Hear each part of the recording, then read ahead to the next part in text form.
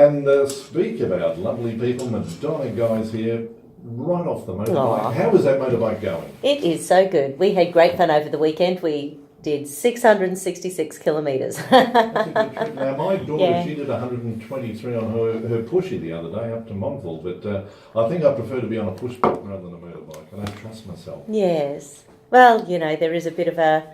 It's like the state of origin, isn't it? Motorbikes versus bikes. Bicycles. Yeah, you know, you know, we've got there's a something real... in common. The motorists usually have a distaste for us. They don't like us that much, especially cyclists. It's funny, isn't it? Yeah. Terrible. I've never noticed it till this year before how much, you know, everyone likes us to be in our corner. There's a big education program that's got to come up. It has to come up. I You agree. just don't get it overseas, especially in Europe. But anyway, we'll move on. Hey, the big news this week, of course, and talked about last week, was banning plastic bags from retail outlets, which is a great move, isn't it? I think it's fantastic. I know a lot of people... I was listening to another radio station this morning. They had people ringing in. You couldn't be. It's 5:40 in the morning, some radio station, and they had people ringing up about how angry they were about the change. And it really... One of the ladies was saying if people want to drink, you know, because they're talking now about the possibility of a tax on single-use, you know, like plastic bottles that you buy Coke and lemonade and stuff in. And it's interesting, going the last 5, 6, 7, 8 years I've been going to these congresses, they always tell us the amount of money it costs Australia and America to have people, you know, who are obese, people who have diabetes, people with heart disease. The way these diseases are increasing and the way plastics are connected to them, Australia is going to be broke. You know, it's one of these things the government has to, if we want to have... bite the bullet. We do. If we want to have the healthcare that we've got in Australia, which even though I don't use it a heck of a lot, it's amazing. You know, like people really can't complain too much about healthcare in Australia, you know, compared to so many other countries. But things like diabetes, and there's been studies for 10 years now on how plastics and xenoestrogens get into the cells, and that's one of the things that increases your likelihood of getting diabetes. There are similar studies with breast cancer. There's similar studies with prostate cancer. So they know that these plastics are getting inside our cells and creating hormonal changes. Well, it's getting into the food chain too. Absolutely. Yeah. So like we discussed last week, it's getting into our salt supply. So things that we have never connected to plastics. And, you know, the studies now, I was having a look on PubMed this morning, and basically going back 9 years ago now, they already knew that plastics were getting into the umbilical cord blood and basically feeding it to babies. So they've known this stuff for 10 years. And at the time, in 2009, they were saying that some states in America were starting to think about banning BPA. Now, BPA is just one of the many, many, many, many plastics. And we're only talking about, at the moment, single-use plastic. Exactly. We're not even talking about banning things like soft drink bottles and water bottles and things like that.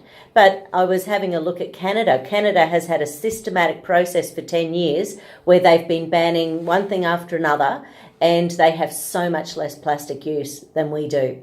It was very interesting and it was a systematic process. And I know it's inconvenient in the short term, but the long term, we've got to do it for our planet, for our kids, for our grandkids.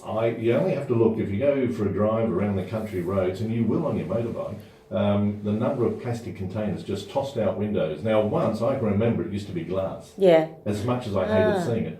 I know my first radio job when I was a young kid, that's a long time ago. At a different radio station, Roger. Yeah, you've got to start somewhere. But it was Mariba. In fact, when I applied for the job, I didn't even know exactly where it was. But one of the main sources of entertainment at Mariba, they didn't have television because they couldn't get the signal over the mountain range. So the drive-in was very, very popular.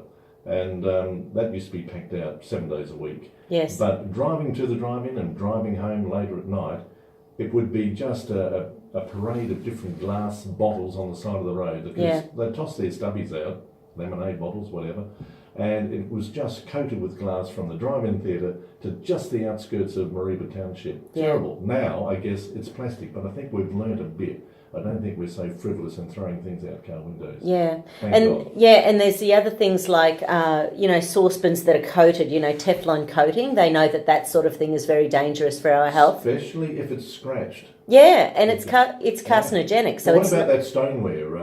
Is that a lot safer? Not so much, yeah, but some of them are still coated with plastic. So you might be buying something that's stone but it can actually still be coated with plastic. You've really got to watch what you put. So I It's threw a all real, my Teflon pans out. I Yes. had a couple, that's all. yeah, And then I got that stoneware look. yes. So I was hoping I was doing the right Well, thing. fingers crossed you have.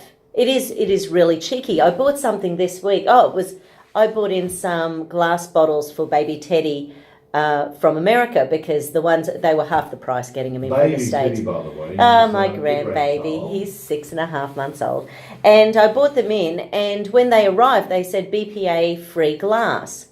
So I actually Googled BPA-free glass because I thought surely glass doesn't have BPA in it. But this is where I was reading online that many times these days they're creating things in glass and then coating them in BPA. Does that make the bottle stronger? Or I can you drop it don't without know. shattering? No, they're not break-proof or anything. It's normal glass. Maybe they're just doing it as a sales pitch, and I'm not sure about this one, but nonetheless, it seems to be a bit of a thing as well, which is a real shame.